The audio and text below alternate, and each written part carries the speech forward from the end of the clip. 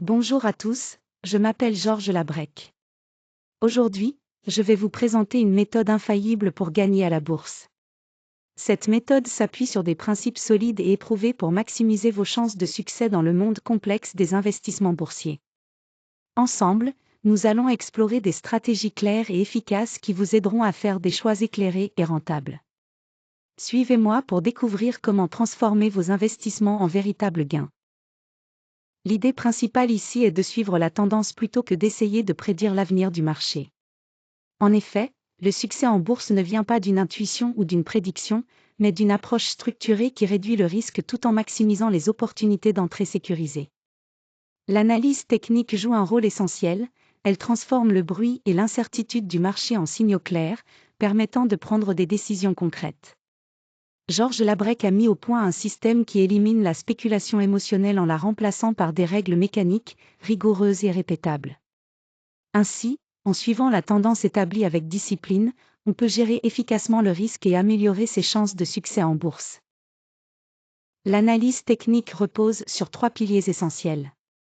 Tout d'abord, il s'agit d'identifier la direction du marché à l'aide des moyennes mobiles, qui lissent les fluctuations de prix pour révéler la tendance dominante. Ensuite, on confirme l'impulsion du marché en utilisant des oscillateurs comme le MACD ou le stochastique, qui mesurent la force et le momentum du mouvement des prix. Enfin, il est crucial de protéger son capital grâce à des stops stricts et une gestion rigoureuse des positions, ce qui permet de limiter les pertes et de sécuriser les gains. Mais pourquoi cette méthode fonctionne-t-elle ? L'analyse technique étudie l'historique des prix pour détecter des motifs et des comportements qui se répètent dans le temps. Contrairement à l'analyse fondamentale, elle ne dépend pas de l'interprétation des nouvelles économiques ou des résultats financiers. Le graphique lui-même révèle tout ce que l'on doit savoir. Labrec a montré qu'avec les bons indicateurs, tout investisseur peut lire le marché avec précision, transformant ainsi l'incertitude en signaux concrets pour prendre des décisions éclairées. Ici, nous voyons 2 scénarios clés sur le marché, la tendance haussière et la tendance baissière.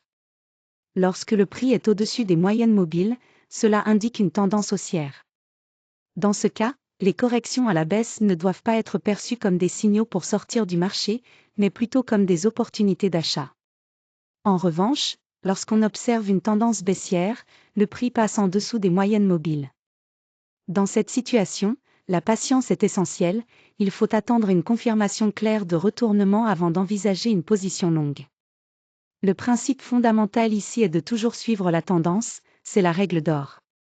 Travailler avec la tendance existante permet de réduire les risques et d'optimiser les chances d'entrée sécurisées. En résumé, quand le marché monte, on cherche à acheter, et quand il descend, il faut vendre ou patienter. Essayer de contrer la tendance est rarement payant sur le long terme. Le croisement des moyennes mobiles de 10 et 20 jours est au cœur du système Labrec. Ce croisement agit comme un filtre qui réduit le bruit du marché, ce qui nous permet de confirmer les changements de direction avec une précision bien supérieure à celle de l'intuition seule. Il est important de noter que ce croisement ne prédit pas à l'avance les mouvements du marché, mais il confirme leur émergence. Quand la moyenne mobile à 10 jours croise à la hausse la moyenne à 20 jours, cela génère un signal d'achat. C'est le moment où le marché montre une tendance haussière potentielle, et donc, il est conseillé d'ouvrir une position longue. À l'inverse, lorsque la moyenne à 10 jours croise à la baisse celle à 20 jours, cela constitue un signal de vente. C'est un indicateur pour clôturer des positions longues ou envisager une position courte, en anticipant un repli ou un retournement baissier. En résumé, ce croisement sert de guide fiable pour identifier les points d'entrée et de sortie sur le marché, en s'appuyant sur des données objectives plutôt que sur des suppositions. C'est cette capacité à confirmer les tendances qui rend ce système si efficace. Avant d'ouvrir une position, il est essentiel que le MACD et le stochastique confirment la force de l'impulsion. Ces 2 indicateurs jouent un rôle clé comme filtres additionnels, évitant ainsi des entrées prématurées ou des trades à faible probabilité de succès. Le MACD mesure la convergence et la divergence des moyennes mobiles. Quand l'histogramme dépasse la ligne de signal dans la direction de la tendance, cela valide un bon élan.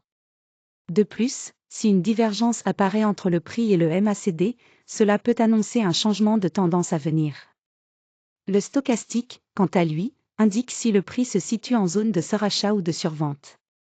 Par exemple, lorsqu'il sort de la zone de survente dans une tendance haussière, cela renforce clairement un signal d'achat. Cependant, il est important de ne jamais prendre position contre la lecture du stochastique sans avoir une confirmation supplémentaire pour éviter les risques inutiles. Le stop-loss strict est essentiel pour protéger notre capital, et c'est bien plus qu'une simple option, c'est une règle fondamentale. Il s'agit de limiter nos pertes à seulement 2 ou 3% du capital par opération. Pourquoi ? Parce qu'une perte importante et prolongée, sans protection, peut effacer des mois de gains durement acquis. La BREC rappelait toujours que le capital protégé est celui qui permet de continuer à trader. Nous devons donc nous assurer de ne jamais risquer plus de 2% du capital total sur une seule position. Ensuite, il est crucial d'établir un ratio risque-bénéfice minimum de 3 pour 1, ce qui signifie que chaque opération doit offrir au moins 3 fois plus de potentiel de gain que de risque encouru.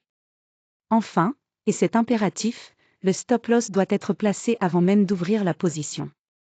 Cela garantit une discipline et limite les pertes dès le départ. En résumé, ce sont ces règles qui permettent de préserver et faire croître notre capital sur le long terme. La clé ici, c'est de comprendre que la discipline mécanique dépasse largement l'intuition. En trading, nos émotions deviennent souvent notre pire ennemi. La peur nous pousse à clôturer trop tôt des positions gagnantes, tandis que la cupidité nous incite à garder des positions perdantes dans l'espoir d'un retournement miraculeux. Le système mécanique, lui, supprime ces décisions subjectives en se basant uniquement sur des règles précises. Il faut donc entrer en position uniquement lorsque tous les signaux sont alignés et sortir dès que le système l'indique, sans se fier à une impression personnelle. C'est aussi très important de respecter la taille de position calculée, sans jamais l'augmenter par excès de confiance. Enfin, la patience est un véritable avantage concurrentiel. Attendre calmement que le signal du graphique se présente permet d'éviter des opérations inutiles et coûteuses. Le marché offre constamment des opportunités, et un trader discipliné n'agit que lorsque la probabilité est clairement en sa faveur. Comme le dit Georges Labrec, parfois, la meilleure décision est de ne pas opérer. C'est souvent l'impatience, plus que le manque de connaissances, qui cause les pertes évitables. Le journal du trader professionnel est un outil essentiel. Chaque opération que nous réalisons n'est pas simplement un chiffre, c'est une donnée précieuse. Enregistrer systématiquement chaque entrée et sortie, puis auditer ces données, nous permet de construire un historique fiable. Cet historique est la clé pour identifier les modèles de réussite, mais aussi pour détecter les erreurs répétées. Grâce à cette analyse progressive, on peut ajuster et perfectionner notre stratégie, pas à pas. Un journal de trading bien tenu nous aide aussi à comprendre où se situe le vrai problème. Est-ce le système lui-même qui pose problème, ou bien son application au quotidien ? Beaucoup de traders se montrent performants lors de leur backtest, mais échouent en conditions réelles car ils ne respectent pas leurs propres règles. C'est là que le journal objectif entre en jeu, il agit comme un miroir, révélant nos failles et nous corrigeant avant qu'elles ne deviennent des habitudes coûteuses. En bref, tenir un journal rigoureux est une discipline incontournable pour devenir un trader vraiment professionnel. Pour dominer ce système, il faut avant tout comprendre que patience et contrôle sont les clés de la rentabilité durable. Maîtriser la technique de Labrec ne signifie pas gagner à chaque coup, mais plutôt maintenir une cohérence qui, à long terme, produit des résultats positifs. On commence par identifier la tendance en utilisant les moyennes mobiles sur 10 et 20 jours, ce qui donne une vision claire de la direction générale. Ensuite, on valide l'impulsion avec des outils comme le MACD et le stochastique, essentiels pour confirmer que le mouvement est solide. Avant d'entrer en position, il est crucial de calculer la taille de celle-ci et de placer un stop-loss pour protéger son capital. Puis, il faut savoir attendre le signal complet sans précipitation ni stress. Le vrai trader ne cherche pas à deviner le marché, il le suit avec discipline, en protégeant son capital et en laissant les probabilités jouer en sa faveur. C'est cette rigueur qui transforme la patience et le contrôle en une rentabilité fiable. Merci beaucoup à tous d'avoir suivi cette présentation jusqu'à la fin. J'espère que les informations partagées vous ont été utiles et inspirantes. N'oubliez pas que pour réussir dans les affaires, il faut être ambitieux, persévérant, et toujours prêt à innover. Le géant en affaires, c'est celui qui sait se relever après chaque défi et saisir les opportunités avec confiance. Encore une fois, merci pour votre attention et à très bientôt pour de nouvelles aventures professionnelles.